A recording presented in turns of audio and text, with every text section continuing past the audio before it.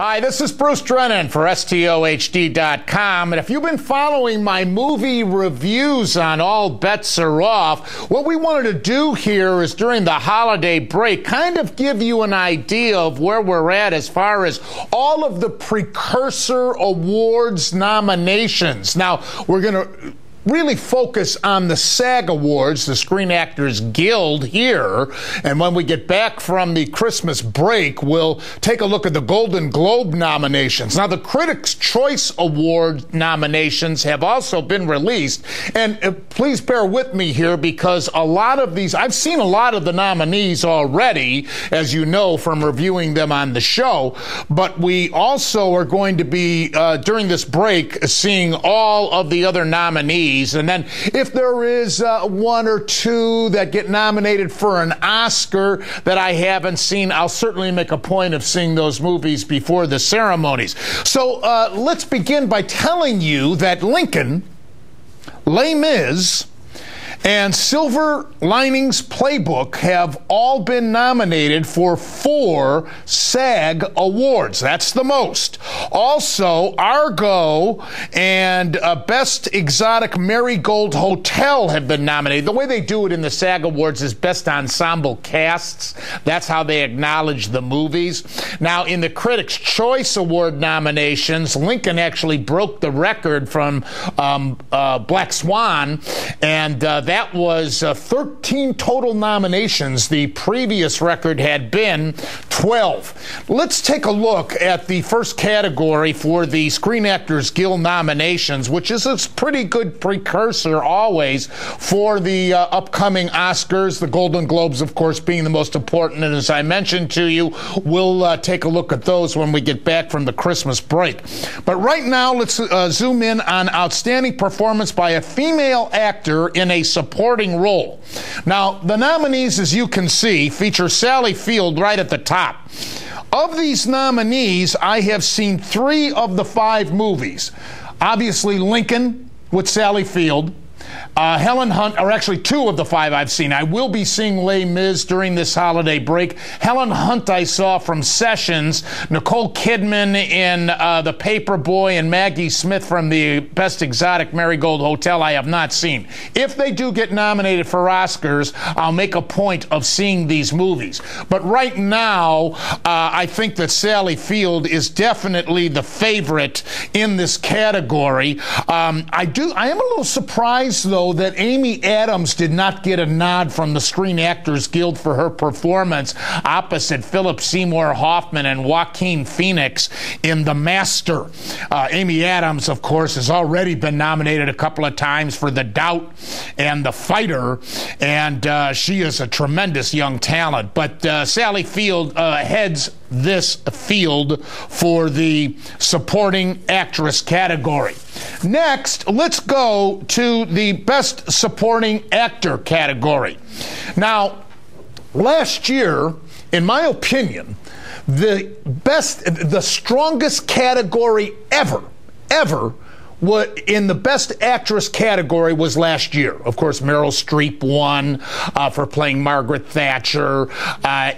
Glenn Close was nominated. But this was a tremendously difficult. There were several actresses that didn't even get an Oscar nomination that were deserving in any other year, and you could have made a case for them winning.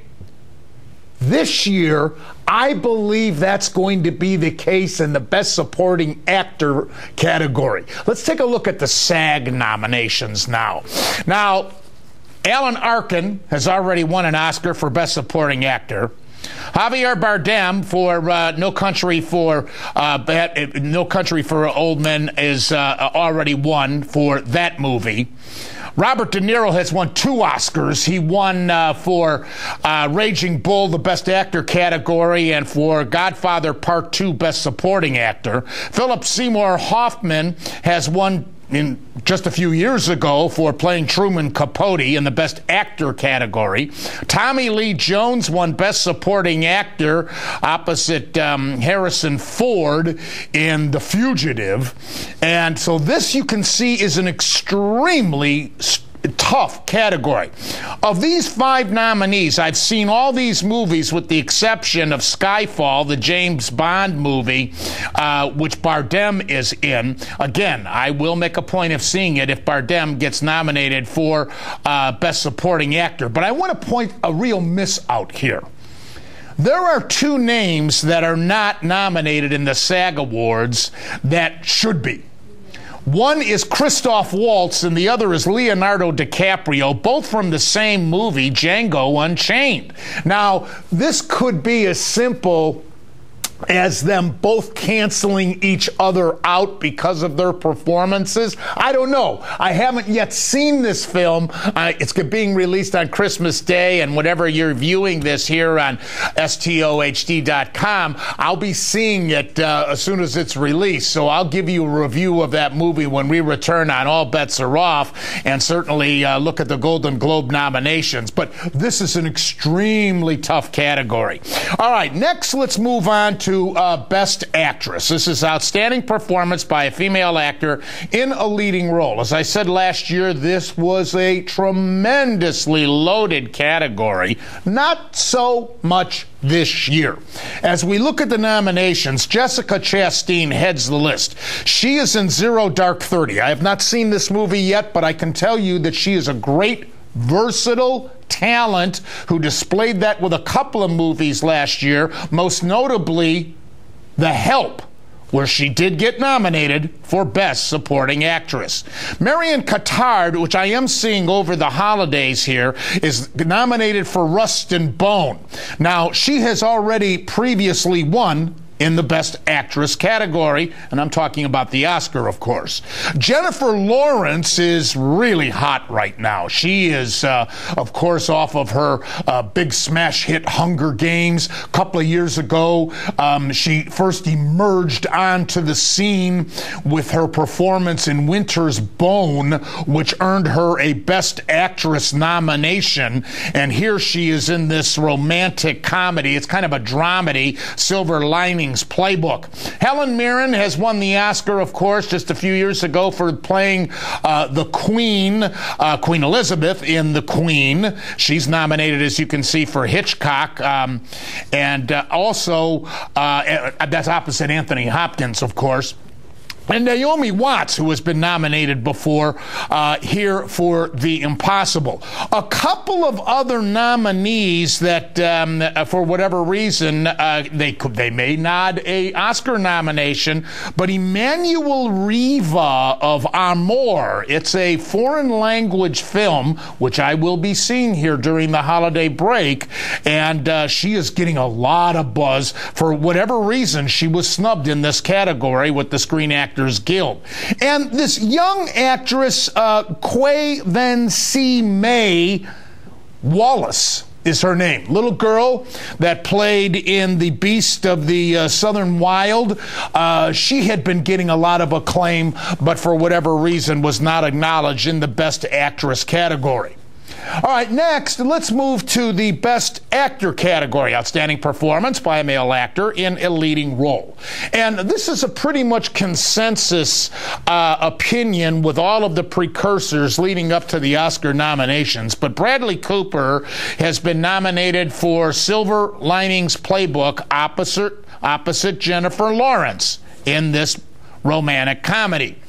Daniel Day-Lewis is on absolutely everybody's list for playing Lincoln in Steven Spielberg's story of the 16th President of the United States. John Hawkes, nominated for The Sessions opposite Helen Hunt. He's on his back the entire movie. Plays a man who has been stricken with polio, and quite a story, quite a performance. Denzel Washington, in my opinion, doesn't deserve this nomination, and believe me, I'm one of his biggest fans, but this movie I was extremely disappointed in, and quite frankly, he's given much better performances. Joaquin Phoenix, for whatever reason, did not get nominated in this category. In my mind, he should be in there instead of Washington's nomination. Phoenix, of course, in The Master opposite Philip Seymour Hoffman and Amy Adams. And then, of course, there's Hugh Jackman who is in the musical Les Mis. We will now move to the Best Ensembles. These are the casts of the movie. This is what the Screen Actors Guild does. Now, the nominees are Argo, starring Ben Affleck. And by the way, you could have made a case, in my opinion, in Best Actor for Ben Affleck as well for his performance in Argo. He starred and directed Argo. It's the story, of course, of the classified information that wasn't released until the 90s during the Clinton administration of the plot by the Carter administration to send CIA agents to Iran to get the escaped members of the American embassy that were not taken hostage. It's a great story, very intense. I love this movie, and the whole cast is very deserving of this nomination. Best Exotic Marigold Hotel, I must apologize, I have not seen that movie. It's a comedy, of course, based in India with that young star from India that, of course, made his presence known a couple of years ago in Slumdog Millionaire. Les Mis, I will be seeing Les Mis here during the holiday break. Of course, this is based on the musical play, which I've seen a couple of times. The music is outstanding. And, you know, I didn't mention when I was addressing Best Supporting Actor, even though I acknowledged to you that this is such a tremendously strong category, Russell Crowe was not nominated for Best Supporting Actor, and he indeed is getting some buzz. He's not exactly, from what I understand, the most popular guy in Hollywood, but nonetheless, he does his own singing. He has a band in his native Australia, and he sings in Les Mis, and I'll give you a review of that movie like I will Django Unchained and Zero Dark 30 when we return to the show following the Christmas break. Next is Lincoln. And, of course, Lincoln, Steven Spielberg's account of the last days of President Lincoln's life, starring Daniel Day-Lewis, Sally Field, Tommy Lee Jones, Hal Holbrook, Joseph Gordon-Levitt, James Spader, David Strathairn. This cast is absolutely phenomenal. And as much as I loved Argo, I think it's going to be very difficult to beat. Although, to be fair, I want to see these other movies, obviously Les Mis and Best Exotic Marigold Hotel, which I have not seen yet.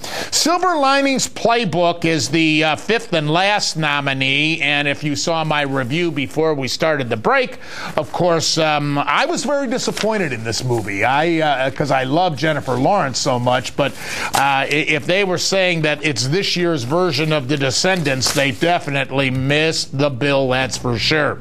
Now, here on STOHD.com, you can check out all of the movie reviews that I've already conducted on All Bets Are Off. This will kind of give you a gauge of what's going on during the holidays, so check out the movies that are all being released now for Oscar consideration. As I said, when we return, I'll take a look at the Golden Globe nominations, and then we'll also look at the upcoming Oscar nominations. They'll be released in January, in late January, and all of these are precursors, with the Golden Globes being the biggest one of all. But here what we gave you today, the Screen Actors Guild, that carries a lot of punch as well. I'm Bruce Drennan. Have a good day, good evening, and we'll see you when we return from the Christmas break. And thanks for joining us here on STOHD.com.